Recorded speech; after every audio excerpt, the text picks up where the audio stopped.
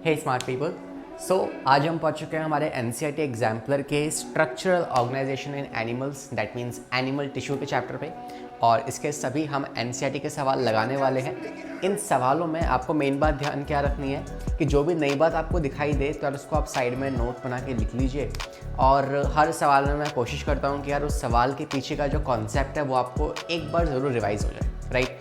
तो सेशन को हम एंड तक देख रहे होंगे और हर सवाल को पहले एक बार अटेम्प्ट करेंगे खुद से, उसके बाद ही हम उसके सॉल्यूशन की तरफ बढ़ रहे होंगे।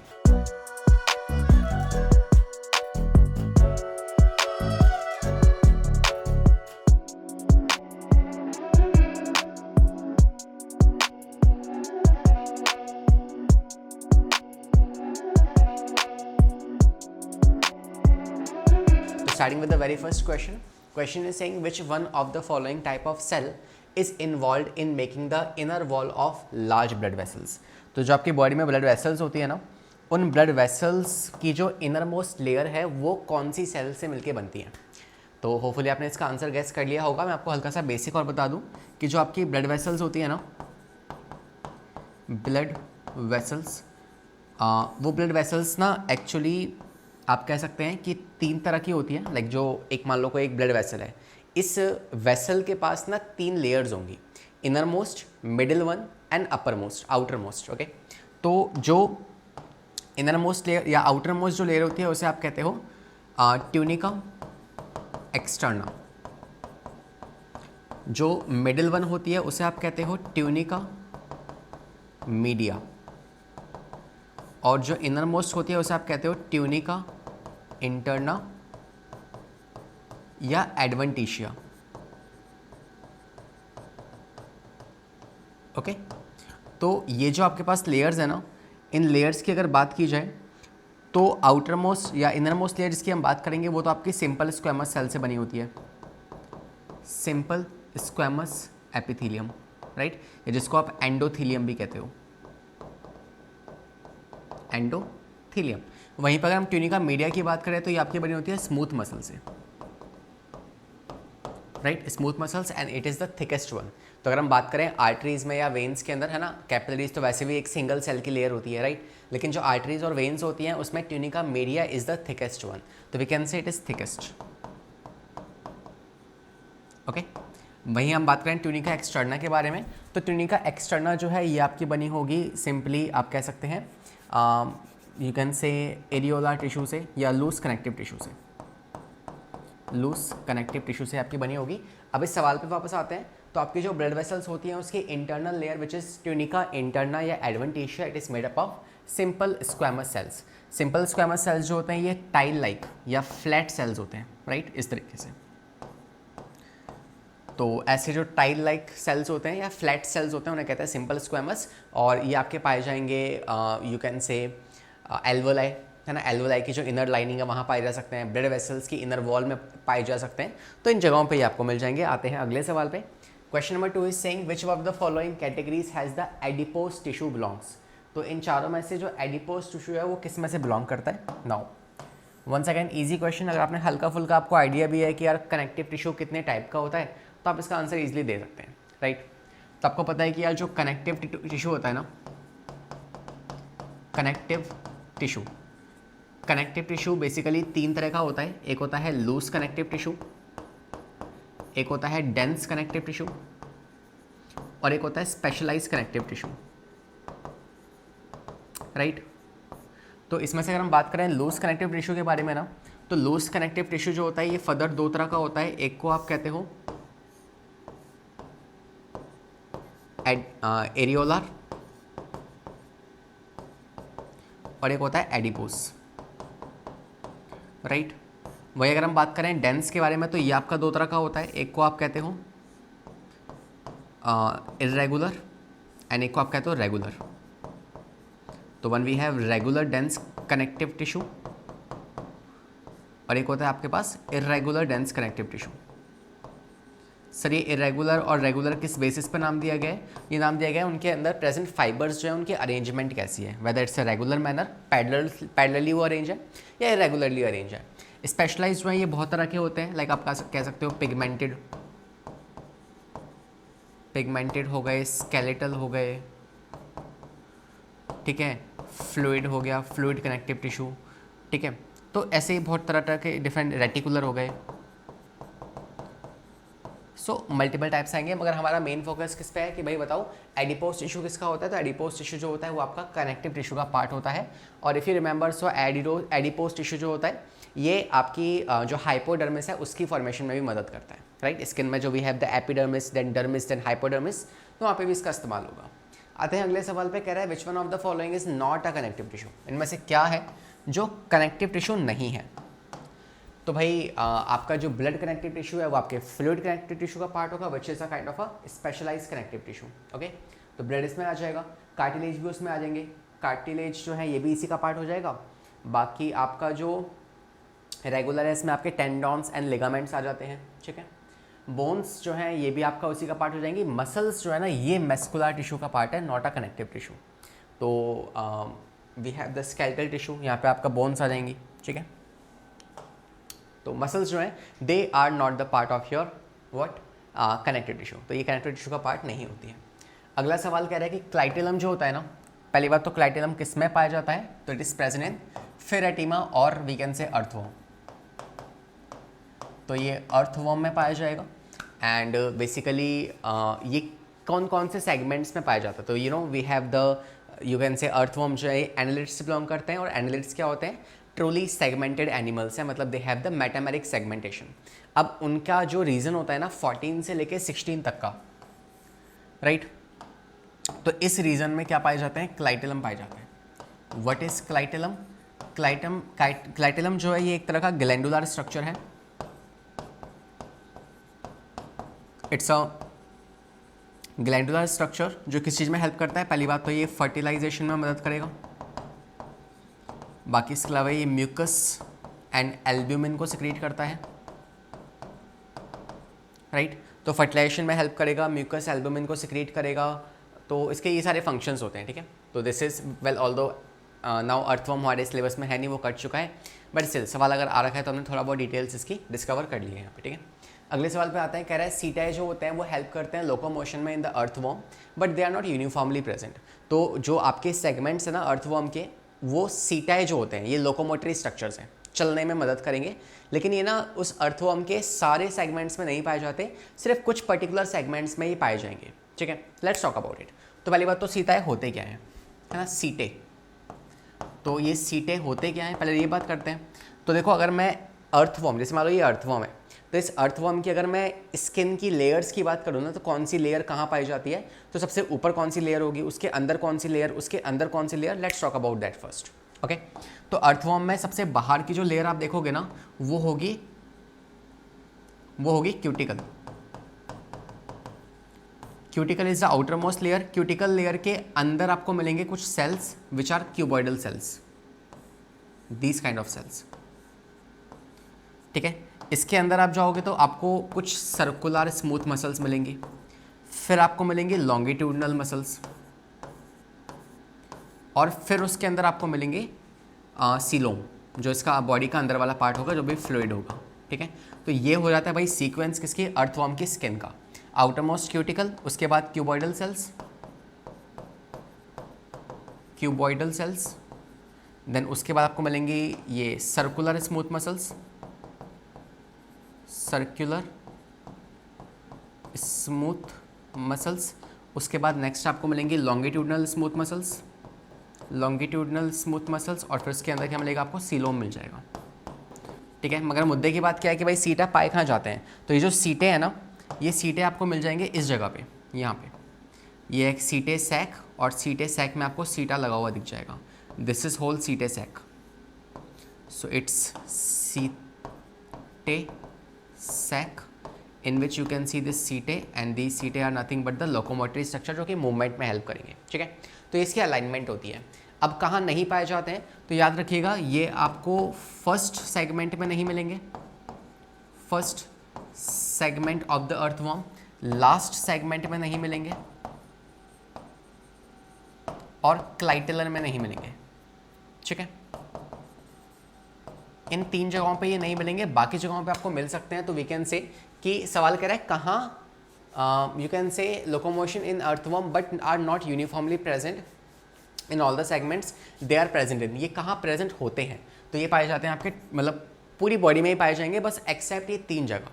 तो ये भी तो पूरी बॉडी का ही पार्ट है ना, तो हम कह सकते हैं यहाँ भी पाए जाएंगे। तो we can say option number 4 is the correct answer. Okay, तो हमने इसमें सीटी का स्ट्रक्चर जान लिया और कहाँ कहाँ नहीं होते हैं वो जान लिया। ठीक है, तो आते हैं अगले सवाल पे। नेक्स्ट क्वेश्चन कह रहा है which one of the following statement is true for cockroach. Cockroach cockroach cockroach cockroach कौन सी बात सही नहीं है ना, लाइक मुझे नहीं पता if you like the cockroach और नॉट, मगर लाइक जब तक मैंने ये चैप्टर नहीं पढ़ा था अपने like you know you can से when I was in class 12, उससे पहले मैंने ये चैप्टर नहीं पढ़ा था 11th से पहले, तो मुझे लाइक कॉकरोच से नफरत थी। But after really studying this chapter, जब मैंने कॉकरोच का लाइक अपनी यू नो स्टडीज़ के दौरान पहली बार जब कॉकरोच का स्ट्रक्चर पढ़ा, I literally got shocked and मैंने किचन में जाके सच में कॉकरोच ढूंढना स्टार्ट कर दिया था। And I just luckily I found one cockroach also, so I just took this cockroach और मैंने उसके कॉकरोच के जो पीछे वाले पार्ट्स होते हैं ना, आपने पढ़ा होगा कि एक मेल और फीमेल कॉकरोच को हम आइडेंटिफाई कर सकते हैं, कौन सा मेल कौन सा फीमेल, कैसे, एनल स्टाइल की मदद से। तो मैं सच में उस कॉकरोच के अंदर देख रहा था कि यार वो एनल स्टाइल प्रेजेंट है कि नहीं है। Okay, so it's a stupid thing, but हाँ like I got so much curious about it कि लाइक कॉकरोच कैसा होता है, और उससे पहले मैं डरता था इससे। वेल, अगर हम सवाल की बात करते हैं तो कह रहा है कि कॉकरोच के बारे में कौन सी बात सही है। लार्वा जो होता है क्या कैटरपिलर होता है? बिल्कुल नहीं भाई, कैटरपिलर जो आपको पता है बटरफ्लाई का लार्वा होगा, ये गलत हो गया। इसके अलावा नंबर ऑफ ओवेरियोल्स आर 10 नहीं होते हैं, 8 होते हैं, है ना। ईच ओवेरियोल्स और we can say each ovary has और have how many 8 ovarioles in the case of female. Okay, next we can say क्या एनल स्टाइल जो होते हैं ये फीमेल में एब्सेंट होते हैं। यस, ये सही है, बिकॉज आपको पता है कि एनल स्टाइल जो है ये एक तरीके से सेक्सुअल डायमॉर्फिज्म में मदद करेंगे, मेल और फीमेल को सेपरेट करने में मदद करेंगे। तो we can say anal styles males में होते हैं एंड फीमेल्स में नहीं होते हैं। This is the correct answer and और I can say this is the correct statement. Okay, बाकी आपको पता है कि जो आपके कॉकरोचेज हैं वो इंसेक्ट है, तो इंसेक्ट कैसे होते हैं? यूरिकोटैलिक, तो वो यूरियोटैलिक नहीं होते, वो यूरिकोटैलिक होते हैं। ठीक है, अगला सवाल कह रहा है एडिपोज टिश्यू को मैचिंग वाला सवाल है ना, तो मैच कर दे रहा हूँ, ऑप्शंस आप खुद से मैच कर लेना, इतना तो कर ही सकते हो, है ना। चलो बात करते हैं एडिपोज टिश्यू। तो हमने पढ़ लिया एडिपोज टिश्यू जो है ये क्या करता है, नाम से आपको समझ में आ रहा होगा, है ना, ये फैट को स्टोर करेगा। तो we can say adipose tissue जो है ये फैट को स्टोर करेगा। ठीक है, we have the brown fat and you know different type of fats in the body. Second, we can say stratified epithelium, hyaline cartilage and fluid connective tissue. Fluid connective tissue is nothing, no doubt, सबको पता है blood जो है आपका fluid connective tissue है। Hyaline cartilage आपका knows में पाया जाएगा और स्ट्रेटिफाइड एपिथेलियम जो है ये स्किन में पाई जाएगी। ठीक है, स्किन की आपकी 3 लेयर्स होती हैं, epidermis, we can say dermis and then hypodermis. Okay, let me tell you a bit about it, that is integumentary system. Integumentary system की अगर आप बात करेंगे ना, तो in integumentary system we talk about your skin. और skin की layers की अगर आप बात करोगे तो स्किन की लेयर 3 होंगी यहाँ पे। सबसे आउटर मोस्ट वाली आपकी होगी epidermis, second we have dermis and third we have hypodermis. ठीक है, इसमें से जो एपिडर्मिस है ये आपकी फर्दर 5 लेयर से बनी होती है, layers of cells. Different type की स्ट्रेटिफाइड सेल्स होती हैं जो लेयर्स में अरेंज होंगी एंड वो 5 लेयर मिला के बनाती हैं क्या, एपिडर्मिस। देन हाइपोडर्मिस में आपको मिल जाएंगे आपके nails, sweat gland, sebaceous gland, neurons, है ना, और हेयर पैपिला, इरेक्टर पिलाई मसल्स, ये सब आपको डर्मिस में मिलता है। हाइपोडर्मिस में आपको ब्लड वेसल्स मिल जाएंगी। ठीक है, तो इन दोनों में ब्लड वेसल्स नहीं होती है, लास्ट वाले में ब्लड वेसल्स होती हैं। क्लियर। और this is about you can say stratified epithelium कहाँ मिलेगी आपको, स्किन में मिलती है। This is you know this is a cartilage we have, this is a cartilage we have, so this is a hyaline cartilage which is present in the knows.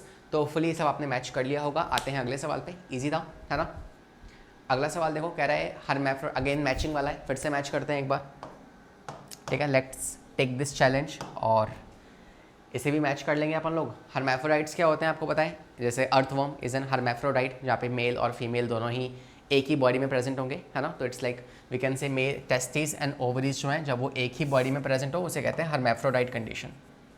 Okay, direct development की अगर हम यहाँ पे बात करें तो क्या होता है डायरेक्ट डेवलपमेंट, जिसमें लार्वा ना हो। If larva is absent we call it direct development. जैसे लार्वा किस में होता है, आपने सुना होगा कि जो अर्थ वो होता है कौन, पॉरीफेरा। पहले फाइलम की ही बात कर लें तो पॉरीफेरा में आपको पता होना चाहिए जैसे एम्फीब्लास्टुला, पैरेनकाइमुला। पैरेनकाइमुला जो होता है ये ल्यूकोसोलेनिया का लार्वा होता है, और एम्फीब्लास्टुला जो होता है ये साइकॉन का लार्वा होता है। ठीक है, तो ये लार्वल स्टेज है। ठीक है, अगर किसी ऑर्गेनिजम्स की डेवलपमेंट में लार्वल स्टेज ना हो तो it's a direct development. Like हमारे अंदर कोई लार्वल स्टेज नहीं होती, फ्रॉग के अंदर लार्वल स्टेज होती है, टेडपोल, है ना। तो like this is what I can से, direct development is larval stage is absent.